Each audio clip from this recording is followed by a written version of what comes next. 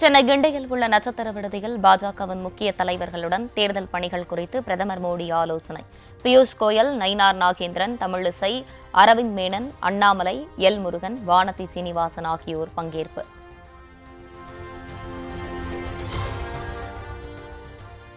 தென்காசி மாவட்டம் சங்கரன் கோவிலில் திமுக மற்றும் கூட்டணி கட்சி வேட்பாளர்களை ஆதரித்து முதலமைச்சர் மு.க.ஸ்டாலின் பிரச்சாரம். தேசிய ஜனநாயக கூட்டணியின் டப்பா என்ஜின் முன் மதச்சார்பற்ற முற்போக்கு கூட்டணியின் சூப்பர் ஃபாஸ்ட் என்ஜின் ஒருபோதும் தலை குனியாது என திட்டவட்டம். நாம போராடுறது திராவிட முன்னேற்ற கழகத்தின் வெற்றிக்காக மட்டுமல்ல, கூட்டணி கட்சியுடைய வெற்றிக்காக மட்டுமல்ல, தமிழ்நாட்டினுடைய வெற்றிக்காக போராடுகிறோம். பாஜகவோட டப்பா என்ஜின் முன்னாடி நம்ம திராவிட மாடலின் சூப்பர் ஃபாஸ்ட் என்ஜின் ஒருபோதும் தலை குனியாது. நம்ம ஸ்பீடு என்னன்னு காட்டிடலாமா? வெல்ல போவது தமிழ்நாடு அணியா, டெல்லி அணியா?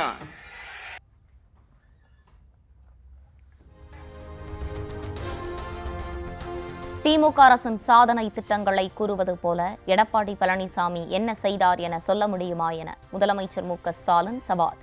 ஏற்கனவே செயல்பாட்டில் இருந்த திட்டங்களுக்கு மூடு விழா நடத்தியவர்தான் எடப்பாடி பழனிசாமி எனவும் தாக்கு. இப்போ நான் பட்டியலிட்டு சொன்ன மாதிரி தன்னோட சாதனைகள் பழனிசாமியால பட்டியலிட முடியுமா? நிச்சயம் முடியாது. ஏன்னா அதிமுகவோட கடந்த கால தேர்தலுக்கு என்னெல்லாம் சொன்னாங்க அதெல்லாம் வந்துச்சா? சென்னை முதல் கன்னியாகுமரி வரை கடலோர சாலை திட்டம் சொன்னாங்க, என்னாச்சு? இல்ல. தென் தமிழகத்தில் ஏரோ பார்க் சொன்னாங்க, எங்க ஏரோ பார்க்? எங்க? இல்ல. 10 ஆடை அலங்கார பூங்காக்கள் வந்துச்சா? 58 வயசுக்கு மேற்பட்டவங்களுக்கு இலவச பஸ் பாஸ் யாராவது ஒருத்தருக்காவது கொடுத்திருக்காங்களா? எல்லா குடும்ப அட்டைதாரர்களுக்கும் செல்போன் வழங்கும்னு சொன்னாங்களே, யாருக்காவது கொடுத்திருக்காங்களா? பொது இடங்கள்ல இலவச வைஃபைன்னு சொன்னது என்னாச்சு? அதுவும் இல்ல. அனைத்து ஊராட்சி ஒன்றியங்களையும் அம்மா இருசக்கர வாகன பழுதுபார்க்கு பயிற்சி மையம் அப்படின்னு சொன்னாங்களே, அது எந்த ஊர்லயாவது இருக்கா? அனைத்து பெண்களுக்கு ஸ்கூட்டர் கொடுப்பேன்னு சொன்னாங்களே, கொடுத்தாங்களா? இன்னும் பெரிய லிஸ்டே இருக்கு. இன்னும் சொல்லணும்னா ஏற்கனவே செயல்பாட்டில் இருந்த திட்டங்களுக்கு கூட மூடு விழா நடத்துறவங்க தான் அதிமுக. உதவாக்கர பழனிசாமி. இருமொழி கொள்கை கொண்ட தமிழ்நாட்டில் மும்மொழி கொள்கையை அமல்படுத்துவோம் என கூறி பிரச்சாரம் செய்ய முடியுமா? பிரதமர் மோடி, மத்திய அமைச்சர்கள் அமித்ஷா, தர்மேந்திர பிரதானுக்கு முதலமைச்சர் மு.க.ஸ்டாலின் சவால். மும்மொழி கொள்கை நாம் இந்தி கொள்கையை உள்ளே விடல என்ற காரணத்துக்காகவே தமிழர்களை நாகரிகம் இல்லாதவர்கள் நாவடக்கு இல்லாம நாடாளுமன்றத்திலே பேசி அதற்கு பிறகு மன்னிப்பு கேட்டவர் தான் இந்த பிரதானவர்கள். நான் அவருக்கும் பிரதமர் மோடி அவர்களுக்கும் அமித்ஷா அவர்களுக்கும் ஒரு ஓபன் சேலஞ்ச் பண்றேன். தமிழ்நாட்டுக்கு நீங்க பிரச்சாரத்துக்கு வரும்போது தமிழ்நாட்டில் மும்மொழி கொள்கையை அமல்படுத்துவோம்னு சொல்லி பிரச்சாரம் பண்ண உங்களுக்கு தைரியம் இருக்கா? உங்கள் யாருக்காவது தைரியம் இருக்கா? வாங்க வந்து பேசுங்க, பார்க்கலாம். நாட்டில் சிலிண்டருக்காக காக்க வைக்கப்பட்ட பெண்கள் மோடிஜி வேர் இஸ் எல்பிஜி என கேட்க ஆரம்பித்து விட்டதாக முதலமைச்சர் பேச்சு. தேர்தல் காலத்தில் கேஸ் விலையை உயர்த்தியதை மத்திய பாஜக அரசிடம் எடப்பாடி பழனிசாமி கேட்க தெம்பு உள்ளதா எனவும் கேள்வி. டப்பா இன்ஜின் வர்ற அவங்கள தமிழ்நாட்டுக்குள்ள அனுமதிக்க கூடாது. என்டிஏ என்பது மக்களை பற்றி துளியும் கவலைப்படாத ஒரு கூட்டணி. பணமதிப்பிழப்பு நடவடிக்கைன்னு ஏழைகளுடைய சுருக்கு பையில் இருந்து கூட பணத்தை உருவானாங்க. மக்கள் எல்லாரும் ஏடிஎம் வாசல்ல போய் நின்னாங்க. கொரோனா காலத்தில் தட்டை தட்டுங்க, மணியை ஆட்டுங்கன்னு ஆக்சிஜன் சிலிண்டருக்கு வரிசையில காக்க விட்டாங்க. இப்போ மக்கள் எதுக்காக காத்துக்கிட்டு இருக்கீங்க? சமையல் சிலிண்டருக்காக காக்க வச்சிருக்கிறார் பிரதமர் மோடி. இன்றைக்கு நாட்டு மக்கள் முழுக்க ஒரே குரல் என்ன கேட்கிறாங்க? நாட்டில் இருக்கக்கூடிய மக்கள் எல்லாம் ஒரே குரல் என்ன கேட்டுட்டு இருக்காங்கன்னா, மோடிஜி வேர் இஸ் எல்பிஜி கேட்கிறாங்க.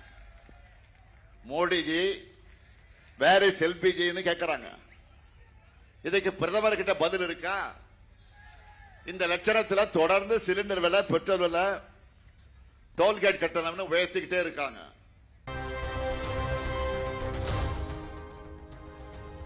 கன்னியாகுமரி மாவட்டம் நாகர்கோவிலில் திமுக மற்றும் கூட்டணி கட்சி வேட்பாளர்களை ஆதரித்து முதலமைச்சர் மு க ஸ்டாலின் தேர்தல் பிரச்சாரம். இப்போ உங்க முன்னாடி நான் அறிமுகப்படுத்த போறேன். முதல்ல கன்னியாகுமரி சட்டமன்ற தொகுதி நம்ம வெல்லும் வேட்பாளர் மாவட்ட செயலாளர் சகோதரர் ஆர் மகேஷ் போட்டியிடுகிறார்.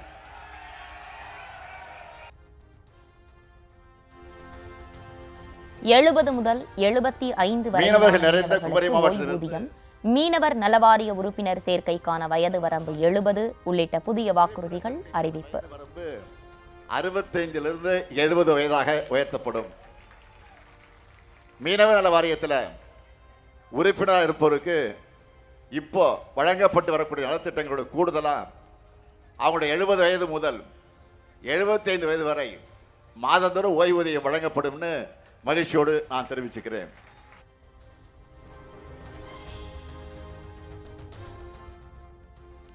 கிறிஸ்தவ தொண்டு நிறுவனங்களை குறிவைத்து FCRA என்ற மசோதாவை மத்திய அரசு கொண்டு வந்திருப்பதாக முதலமைச்சர் குற்றச்சாட்டு.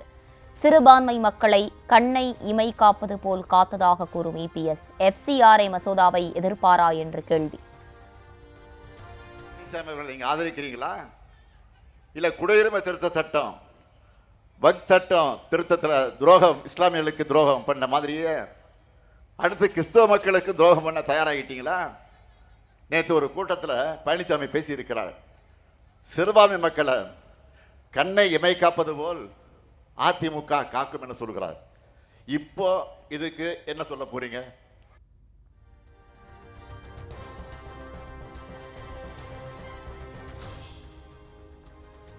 நரேந்திர மோடி பிரதமரான பிறகும் கூட தமிழக மீனவர்கள் மீது தாக்குதல் தொடர்வதாக சுட்டிக்காட்டிய முதலமைச்சர் மு க ஸ்டாலின், மன்மோகன் சிங்கை பலவீனமான பிரதமர் என கூறிய மோடி தற்போது தம்மையும் பலவீனமானவர் என ஏற்பாரா எனவும் கேள்வி. கடல் கடந்து மீன்பிடிக்க போகக்கூடிய நம்ம மீனவர்களை காக்க தவறிடுச்சு. தவறியது மட்டுமல்ல, வெளியுறவு கொள்கையில தோல்வியும் அடைஞ்சிருக்கு. சிறிய அண்டை நாடுகள் கிட்ட கூட இந்தியாவுக்கு செல்வாக்கு இல்லாத நிலையை பிரதமர் மோடி அவர்கள் உருவாக்கி இருக்கிறார். நம்ம மீனவர்கள் மேல இலங்கை கடற்படை நடத்துகிற தொடர் தாக்குதல்கள் நடந்துகிட்டு இருக்கு. காங்கிரஸ் ஆட்சி காலத்தில் பிரதமர் மோடி என்ன சொன்னார்? மன்மோகன் சிங் என்ற பலவீனமான பிரதமர் ஆளுகிற காரணத்தால் தான் நம் மீனவர்கள் மீது தாக்குதல் நடக்குது, பலமான பிரதமராக நான் வந்தால் நடக்காது அப்படின்னு பேசினார். இப்போ நடக்குதா நடக்கலையா? நடந்துகிட்டு இருக்கு. இப்போதான் ஒரு பலவீனமான பிரதமர் என்பதை மாண்புமிகு மோடி அவர்கள் ஏற்றுக்குவாரா, ஏற்றுக்க மாட்டாரா? கர்ம வீரர் காமராஜருக்கு மெரினாவில் இடம் தராதவர் கருணாநிதி என அதிமுக பொதுச் செயலாளர் எடப்பாடி பழனிசாமி குற்றச்சாட்டு. முதலமைச்சராக இருந்தபோது மறைந்தவர்களுக்குத்தான் மெரினாவில் இடம் தர முடியும் என கூறியவர் கருணாநிதி எனவும் ஆரணியில் பிரச்சாரம். பெருந்தலைவர் காமராஜர் அவர்கள் அவர் முதலமைச்சர் இருந்து நிறைய நாட்டு மக்களுக்கு நன்மை செஞ்சிருக்கிறார். அவருக்கு மெரினாவில் ஒரு இடம் வேணும்னு கருணாநிதி அவர்கள் முதலமைச்சர் இருந்த பொழுது நம்முடைய காங்கிரஸ் கட்சியிலிருந்து நம்முடைய கட்சியில் இணைந்த SR பாலசுப்ரமணியம் அவரோட 2 பேர் போய் திரு கருணாநிதி கேட்குறாங்க. அப்போ கருணாநிதி சொல்றாரு, முதலமைச்சராக இருந்து இறந்தால்தான் மெரினாவில் நல்லடக்கம் செய்ய இடம் கொடுக்க முடியும், ஆனால் உங்களுக்கு அங்கே நம்முடைய கிண்டியில் இடம் கொடுப்புன்னு சொன்னாங்க.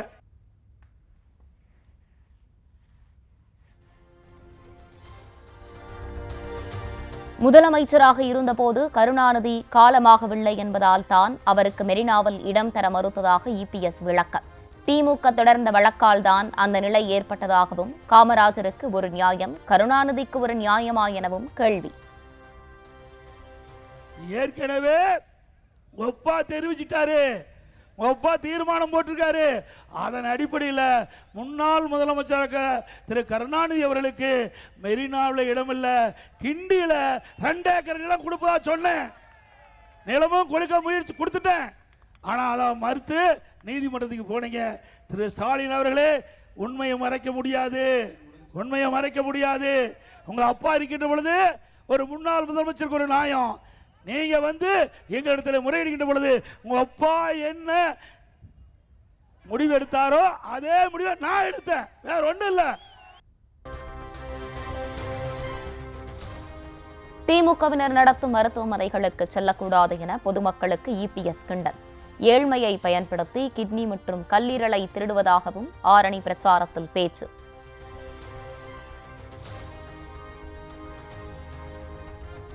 முறைகேடு இருப்பதற்கு அழைச்சிட்டு போய் அவர்கள் வந்து அந்த ஆபரேஷன்ல முடிஞ்சிடுது. அவர்களும் திரும்பி வந்து ஒரு வருஷம் கழிச்சு பார்த்தா அந்த அம்மாவுக்கு உடம்பு சரியில்லை. போய் மருத்துவமனையில் ஸ்கேன் பண்ணி பார்த்தா கிட்னிக்கு பதிலாக கல்லீரல் எடுத்துட்டாங்க. கிட்னிக்கு பதிலாக எப்படிப்பட்ட கொடுமை பாருங்க. மகளிருக்கு 1000 ரூபாய் உரிமை தொகையை கொடுக்க வைத்தது அதிமுக தான் என இபிஎஸ் பேச்சு. அதிமுக ஆட்சி அமைந்ததும் விவசாயிகளின் பயிர்க்கடன் தள்ளுபடி செய்யப்படும் எனவும் வாக்குறுதி. திமுக கொடுத்த அழுத்தத்தின் அடிப்படையில் தான் ஸ்டாலின் மாதந்தோறும் பெண்களுக்கு 1000 உரிமை தொகை கொடுக்கிறார். சும்மாலாம் வரல. மீண்டும் அதிமுக ஆட்சி வந்த உடனே விவசாயிகள் வாங்கிய பயிர்க்கடன் தள்ளுபடி செய்யப்படும்.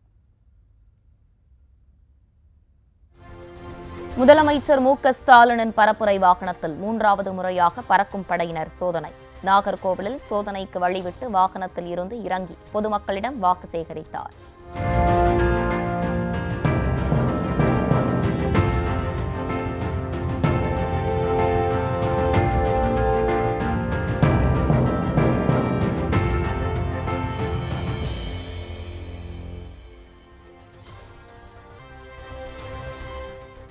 காட்டுமன்னார் கோவில் தனி தொகுதியில் போட்டியிடவில்லை என விசிக தலைவர் திருமாவளவன் திடீர் அறிவிப்பு. சட்டமன்ற தேர்தலில் போட்டி என்ற நிலைப்பாட்டை தள்ளி வைக்கிறேன், யுக்தியை மாற்றி வைக்கிறேன் என பேட்டி.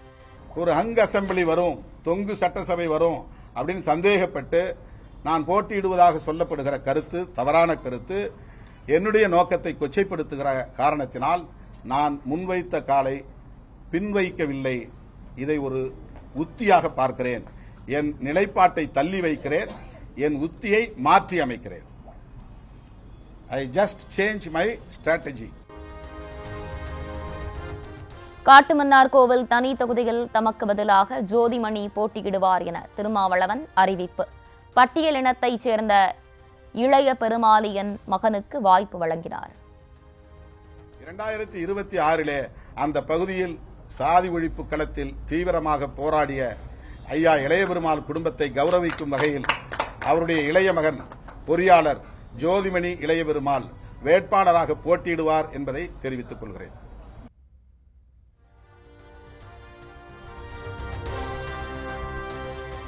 துணை முதலமைச்சர் பதவிக்காக சட்டமன்ற தேர்தலில் போட்டி என வதந்தி பரவியதாக திருமாவளவன் வேதனை. யுத்த களத்தில் பின்வாங்குவதும் ராஜதந்திரம்தான் என தேர்தலில் போட்டியிடுவதில் இருந்து பின்வாங்கியது குறித்து விளக்கம்.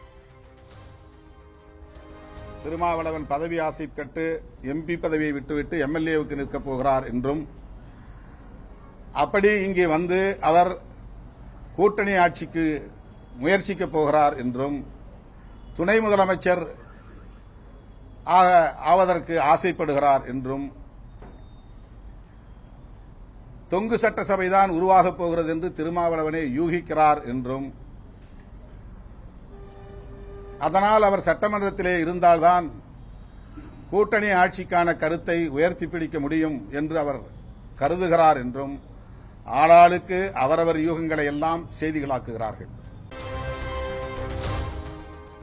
ராமநாதபுரம் மாவட்டம் முதுகுளத்தூர் சட்டமன்ற தொகுதியில் துணை முதலமைச்சர் உதயநிதி ஸ்டாலின் பிரச்சாரம். திமுக வேட்பாளர் ராஜகண்ணப்பனை ஆதரித்து உதயசூரியன் சின்னத்திற்கு வாக்கு சேகரிப்பு. நீங்க உங்க வீட்டுக்கு பக்கத்தில் இருக்கக்கூடிய எந்த கடைக்கு வேணா எடுத்துட்டு போய் உங்க வீட்டுக்கு தேவையான மின்சாதன பொருட்கள், அது டிவியா இருக்கலாம், ஃப்ரிட்ஜா இருக்கலாம், வாஷிங் மிஷினா இருக்கலாம், குக்கரா இருக்கலாம், மிக்சியா இருக்கலாம், அதை உங்களே தேர்வு நீங்களே முடிவு பண்ணிக்கலாம். இதெல்லாம் நடைபெறணும்னா வர்ற சட்டமன்ற தேர்தலில் மிகப்பெரிய வெற்றியை நீங்க நம்முடைய அண்ணன் ராஜகண்ணப்பன் அவர்களுக்கு பெற்று தரணும். செய்வீங்களா? புதுச்சேரியில் தாவேக மற்றும் கூட்டணி வேட்பாளர்களை ஆதரித்து விஜய் வாக்கு சேகரிப்பு. மக்களோடு மக்களாக நிற்கக்கூடியவர்களை தான் வேட்பாளர்களாக தேர்வு செய்துள்ளதாக பேச்சு. நம்மளோட சேர்ந்து 2 தொகுதியில் நம்ம கூட்டணி கட்சியான நேயம் மக்கள் கழகம் உருளையன்பேட்டை மற்றும் தட்டாஞ்சாவடின்னு 2 தொகுதியில் நிற்கிறாங்க. களத்தில் மக்களோட மக்களா நிற்கிற மாதிரி ஆளுங்களை தான் நான் செலக்ட் பண்ணியிருக்கிறேன். தமிழ்நாட்டை போலவே புதுச்சேரியிலும் திமுக காங்கிரஸ் கூட்டணி குழப்ப நிலையிலேயே இருப்பதாக விஜய் விமர்சனம். என்ஆர் காங்கிரஸ் பாஜக கூட்டணி சேர்ந்து இருக்க முடியாது, சோர்ந்து போன கூட்டணி எனவும் தாக்கி பேசிய விஜய். திமுக காங்கிரஸ் குழப்ப அணியா தான் இருக்குது. புதுச்சேரியிலையும் அதே மாதிரி குழம்பி போன அணியா தான் இருக்குது. அப்புறம் இன்னொரு கூட்டணி இருக்கே, அதான் என்ஆர் காங்கிரசும் பாஜகவும் சேர்ந்த கூட்டணி. அது சேர்ந்த கூட்டணி எல்லாம் இல்ல, சேர்ந்து இருக்க முடியாம சோர்ந்து போன கூட்டணி. புதுச்சேரி மக்களின் மாநில அந்தஸ்து கோரிக்கையை இத்தனை ஆண்டு காலம் நிறைவேற்ற முடியாதது ஏன்? ஓட்டை உடைசலான காங்கிரஸ் கூட்டணியும் பாஜக கூட்டணியும் புதுச்சேரிக்கு தேவையில்லை என விஜய் பேச்சு. இந்த புதுச்சேரி மக்களோட மாநில அந்தஸ்து கோரிக்கை எத்தனை வருஷமா இருக்குது. அத காங்கிரஸ் கவர்மெண்ட்டும் கொண்டு வரல, பாஜக கவர்மெண்ட்டும் கொண்டு வரல. புதுச்சேரி மக்களே, திமுக கூட்டணியில பேருக்கு இருக்கிற காங்கிரசும் சரி, பாஜக கூட்டணியில நிர்பந்தத்துல சேர்ந்திருக்கிறவங்களுக்கும் சரி, ஒருத்தர் முழுங்கி ஏப்பம் விடம் பார்க்கிற இந்த 2 கூட்டணியும் உங்களுக்கு ஒன்றும் செய்யவே மாட்டாங்க. உங்களுக்கு நல்லாட்சி வேணும், நம்பிக்கையான ஆட்சி வேணும். அதனால இந்த தீய சக்தி திமுக இருக்கிற உடஞ்சி ஓட்டலான காங்கிரஸ் கூட்டணியும் வேணாம், பிஜேபி இருக்கிற கூட்டணியும் வேணாம். மக்களுக்கு விரோதமான ஆளுங்களோட கூட்டணி அமைச்சா மக்கள் எப்படி ஏத்துப்பாங்க? அதை இங்க இருக்கிற அரசியல் கட்சிகளுக்கு உணர்த்தியே ஆகணும். தேர்தல் பரப்புரைக்காக புதுச்சேரிக்கு சென்ற தாவேக தலைவர் விஜயின் கார் மீது தாவிய தொண்டர்கள்.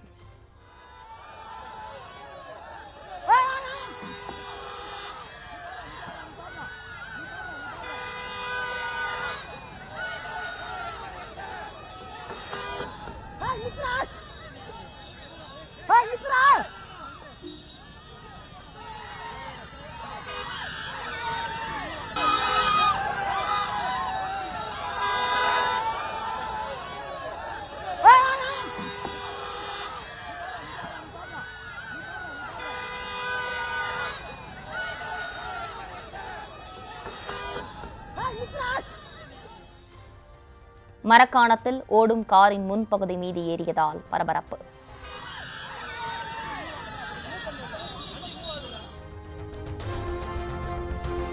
வேட்புமனு தாக்கலுக்கு இன்னும் 1 நாள் மட்டுமே உள்ளதால் இன்று வேட்புமனுவை தாக்கல் செய்த வேட்பாளர்கள் பாரம்பரிய கலை நிகழ்ச்சிகளுடன் 1000க்கும் மேற்பட்ட ஆதரவாளர்களுடன் வந்து தடல்புடலாக வேட்புமனு தாக்கல்.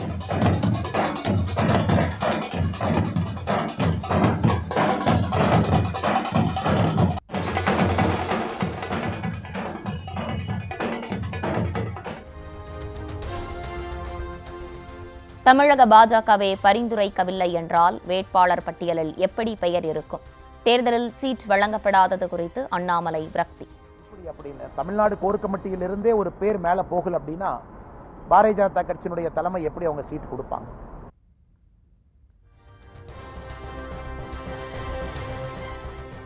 அரசியல் கட்சிகளால் தமிழ்நாடு முழுவதும் பரபரப்பான தேர்தல் களம்.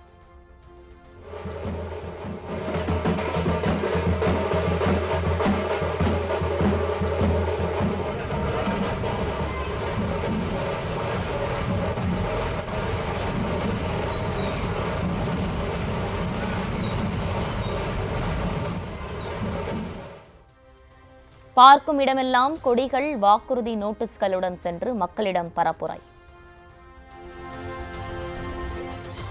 மதுரை கருப்பாயுரணியில் வாக்கு சேகரிப்பில் ஈடுபட்ட அமைச்சர் மூர்த்தி வாக்காளர்களுக்கு 200 ரூபாய் பணப்பட்டுவாடா செய்ததாக குற்றச்சாட்டு.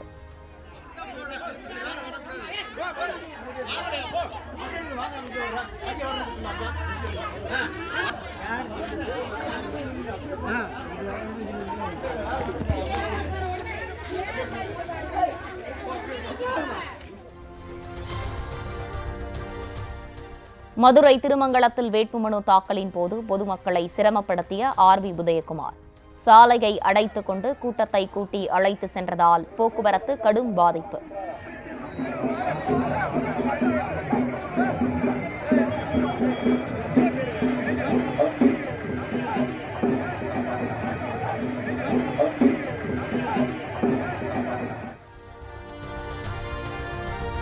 தமிழ்நாட்டை கருணாநிதி குடும்பம் ஏடிஎம்மாக மாற்றி வைத்திருக்கிறது என மத்திய அமைச்சர் பியூஷ் கோயல் குற்றச்சாட்டு.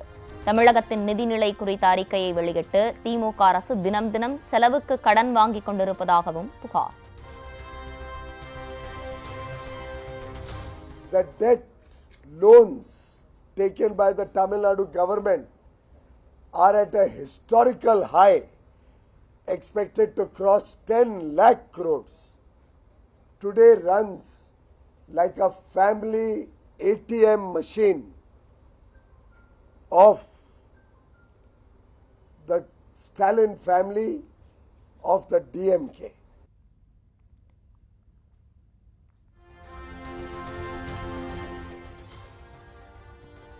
சென்னையில் ஆபரண தங்கத்தின் விலை சவரனுக்கு 800 ரூபாய் அதிகரிப்பு. ஒரு பவுன் 1,11,600 ரூபாய்க்கு விற்பனை. சென்னையில் கிராமுக்கு 100 ரூபாய் விலை உயர்ந்த ஆபரண தங்கம் 1 கிராம் 13,950 ரூபாய்க்கு விற்பனை. சென்னையில் வெள்ளி விலையில் 2வது நாளாக மாற்றமில்லை. 1 கிராம் 255 ரூபாய்க்கும் 1 கிலோ 2,55,000 ரூபாய்க்கும் விற்பனை. மக்கள் தொகையை கட்டுப்படுத்துவதில் தமிழ்நாடு, கேரளா உள்ளிட்ட மாநிலங்கள் சிறப்பாக செயல்பட்டுள்ளதாக பிரதமர் மோடி பாராட்டு. மக்களவை தொகுதிகளின் எண்ணிக்கை குறைந்து விடாமல் இருக்க சட்ட நடவடிக்கை எடுக்கப்படும் என்றும் கேரளாவில் தேர்தல் பிரச்சாரத்தில் பேச்சு.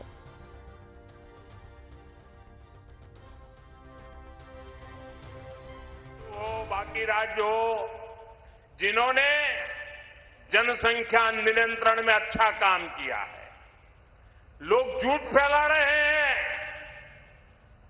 कि जनसंख्या कम हो रही है तो सीटें कम हो जाएगी। हम इस बार पार्लियामेंट में पक्का करना चाहते हैं, पार्लियामेंट में कानून पे थप्पा लगाना चाहते हैं। அமெரிக்க அதிபர் டிரம்பின் கட்டுப்பாட்டில் பிரதமர் மோடி இருப்பதாக ராகுல் காந்தி விமர்சனம். அதேபோன்று கேரள முதலமைச்சர் பினராயி விஜயன் மோடியின் பிடியில் சிக்கி இருப்பதாகவும் சாடல். If Donald Trump says jump, Narendra Modi jumps up. If he says lie down, Narendra Modi lies down. And if he says go to Israel, Narendra Modi flies to Israel. The Prime Minister is not supposed to do the job of Donald Trump. He's supposed to do the job of the people of Kerala and the people of India. எதிர்க்கட்சியினருடன் சேர்ந்து வெளிநடப்பு செய்யவில்லை, தலைமை தேர்தல் ஆணையருக்கு எதிரான பதவி நீக்க தீர்மானத்தில் கையெழுத்திட மறுப்பு உள்ளிட்ட 3 குற்றச்சாட்டுகள் முற்றிலும் பொய். சத்தம் போடவோ, கூச்சலிடவோ, ஒளிவாங்கியை உடைக்கவோ அல்லது தகாத வார்த்தைகளால் திட்டவோ நாடாளுமன்றத்திற்கு தாம் செல்லவில்லை என ஆம் ஆத்மி கட்சிக்கு எம்பி ராகப் சத்தா பதிலடி. ஈரானின் புஷர் அணுசக்தி மையம் அருகே இஸ்ரேல், அமெரிக்கா நடத்திய தாக்குதலில் ஒருவர் பலி. ஈரானின் தென்மேற்கு பகுதியில் மஷார் பெட்ரோ கெமிக்கல் மண்டலத்தில் நடத்தப்பட்ட தாக்குதலில் 5 பேர் காயம். மத்திய இஸ்ரேலின் பெனி பிராக் நகரில் ஏவுகணை மழை பொழிந்த ஈரான்.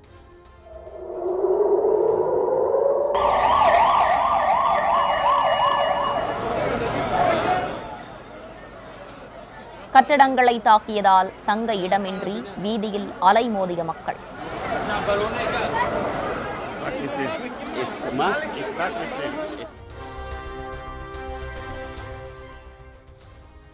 ஈராக்கின் பஸ்ரா மாகாணத்தில் எண்ணெய் கிடங்கு மீது ட்ரோன் தாக்குதல். வெளிநாட்டு நிறுவனங்களுக்கு சொந்தமான எண்ணெய் கிடங்கு தீப்பிடித்து சேதம். ஈரானில் புதிதாக கட்டப்பட்டு வந்த பாலம் மீது தாக்குதல் நடத்திய அமெரிக்க, இஸ்ரேல் படைகள். அல்பார்ஸ் மாகாணத்தில் உள்ள பாலத்தில் நிகழ்த்தப்பட்ட தாக்குதலில் பலி எண்ணிக்கை 13ஆக உயர்வு.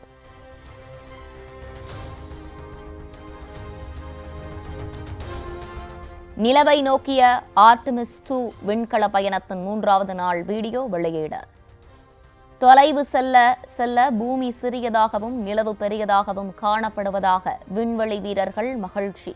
To see the entire thing, and so it's clear that we are not on Earth because that feature is not all visible from Earth, and so it's already special, the view that we have. And yes, the Earth is quite small and the moon is definitely getting bigger. நிலவை நோக்கி பயணிக்கும் Artemis 2 குழுவால் எடுக்கப்பட்ட பூமியின் முதல் புகைப்படத்தை வெளியிட்ட NASA. பூமியின் பிரகாசமான நீல அழகை படம் பிடித்த விண்வெளி வீரர்கள்.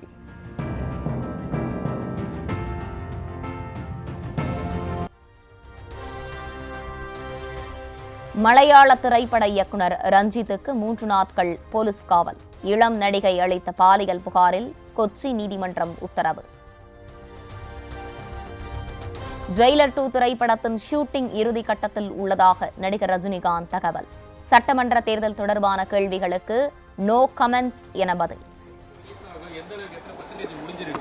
ஆல்மோஸ்ட் முடிஞ்சு போச்சு. அந்த ரிலீஸ் டேட் வந்து ப்ரொடக்ஷன் ஆபீஸ் தேர்தல் நெருங்கிட்டு இருக்கு. மக்களுக்கு என்ன சொல்ல விரும்புறீங்க?